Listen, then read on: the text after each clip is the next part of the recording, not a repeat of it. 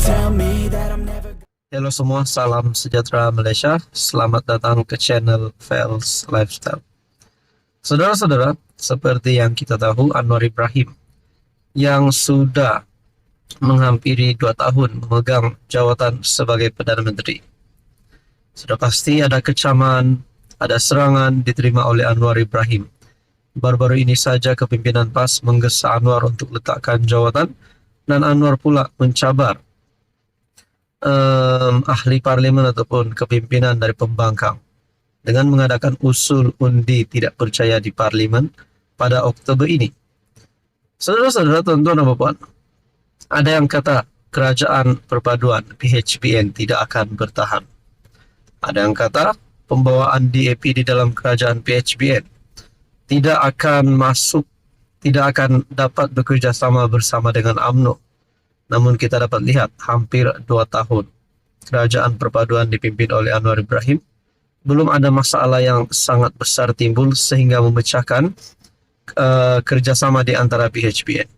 Akhirnya pada PRU16, apa harapan penyokong PHBN, dan begitu juga apa harapan penyokong Perikatan Nasional dan Pembangkang? Adakah gabungan PHBN akan kekal pada PRU16? Saudara-saudara, menerusi satu kenyataan melalui Malaysia Kini bertarikh 23 September. Demi Malaysia, PHBN perlu kekal kerjasama hadapi PRU16. Kenyataan daripada Liu. Bagi mengekalkan kestabilan negara serta mencapai lonjakan ekonomi kedua Malaysia, seorang pemimpin DAP tampil mencadangkan supaya kerajaan perpaduan hari ini bertanding bersama pada PRU akan datang. Tuan-tuan, kalau perkara ini benar berlaku, kerajaan PHBN, kerajaan perpaduan akan kekal bersama-sama di dalam gabungan itu untuk menghadapi pilihan raya umum ke-16. Adakah dengan ini hanya ada 2 opsi? Yang pertama, kerajaan perpaduan akan tumbang, dan yang kedua, Perikatan Nasional akan menang. Kalau perkara ini benar, adakah PN sebenarnya sudah menempah kekalahan terawal pada PRU16? Dan adakah Mahathir, Muhyiddin Yassin, Hadi Awang yang memusuhi Anwar Ibrahim akan kecewa sekiranya PH dan BN mengekalkan kerjasama untuk menghadapi PRU16? Sudah pasti yang mereka takuti adalah Anwar Ibrahim terus menjadi Perdana Menteri bagi penggal yang seterusnya. Itu sudah pasti karena seperti yang kita tahu, kerajaan perpaduan hari ini dipimpin oleh Anwar Ibrahim sudah pasti mahu ditumbangkan, mahu digulingkan oleh kepimpinan pembangkang yang dipimpin oleh Muhyiddin Yassin, Hadi Awang, Hamzah Zainuddin sebagai ketua pembangkang, dan sudah pasti kepada Tun Mahathir yang memang memusuhi Anwar Ibrahim. Saudara-saudara, tuan-tuan dan puan, menurut Anda apa yang akan berlaku sekiranya PHBN akan kekalkan kerjasama bagi menghadapi PRU16?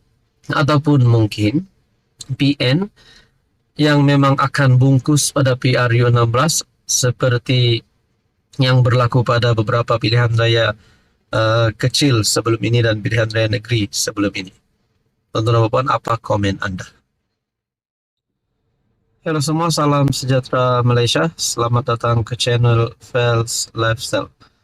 Saudara-saudara, tuan-tuan dan puan, sekali lagi kita digemparkan dengan satu isu dan sekali lagi melibatkan nama Presiden PAS Tan Sri Abdul Hadi Awang yang juga timbalan pengerusi Perikatan Nasional.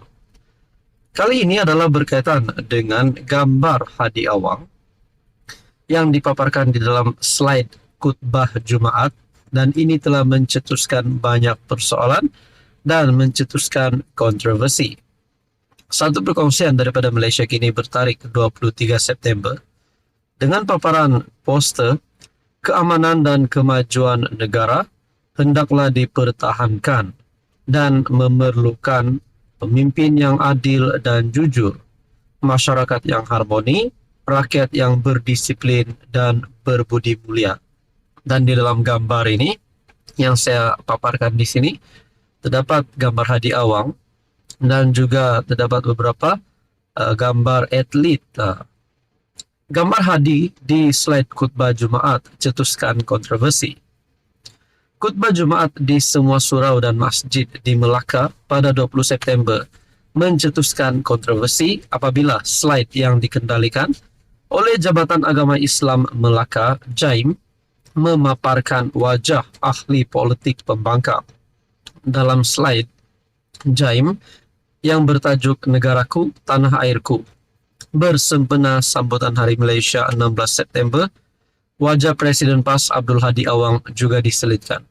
Saya sendiri nak persoalkan kenapa wajah seorang ahli politik pembangkang diletakkan di dalam slide tersebut.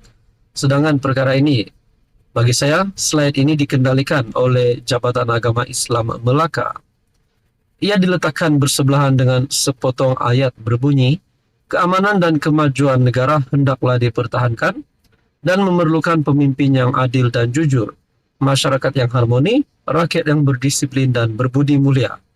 Dan yang paling mengejutkan saudara-saudara, dalam slide berasingan, turut dipaparkan wajah bekas yang di Pertuan Agong ke-16 Al-Sultan Abdullah Riayatuddin Al-Mustafa Billah Shah berbanding wajah Agong baharu Sultan Ibrahim.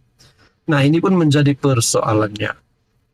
Kesilapan itu menimbulkan pelbagai persoalan dalam kalangan pengguna media sosial. Kerana agensi kerajaan sendiri tidak mengemaskini info pentadbiran baharu dan didakwa tidak cakna dengan larangan penyebaran agenda politik di masjid. JAIM bagaimanapun dalam satu kenyataan membuat permohonan maaf atas kekhilafan tersebut dan menjelaskan terdapat ralat dalam infografik yang disediakan pihaknya. Nah, saudara-saudara, persoalannya adakah di sini kesilapan daripada JAIM ataupun sebenarnya kesilapan daripada pimpinan PAS, yaitu Hadi Awang sendiri?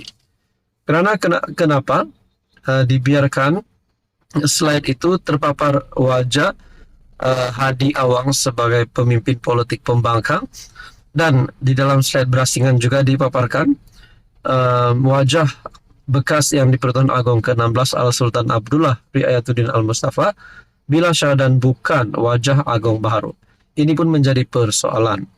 Saudara-saudara, adakah dengan ini PAS Hadi Awang bakal berdepan dengan tindakan undang-undang? Nah, itu menjadi persoalannya. Di dalam artikel ini juga berkata, ini adalah perkara yang serius dan meminta maaf saja tidak mencukupi. Seseorang perlu dihukum atas perkara itu. Antaranya, seorang aktivis politik bernama Edi Nur Redwan mempersoalkan sekiranya terdapat lubuk walaun dalam organisasi JAIM. Dalam satu video di TikTok, Edi yang berbaju T Pakatan Harapan menggesah tindakan tegas terhadap pihak yang bertanggung jawab. Ini adalah perkara yang serius. Dia juga mencabar Ketua Pemuda UMNO Dr. Akmal Saleh yang juga adalah Exco Kerajaan Negeri Melaka supaya mengeluarkan kenyataan dan tidak mendiamkan diri. Edi juga mempersoalkan jika terdapat lubuk walaun dalam organisasi JAIM. Tuan-tuan dan puan, apa komen Anda?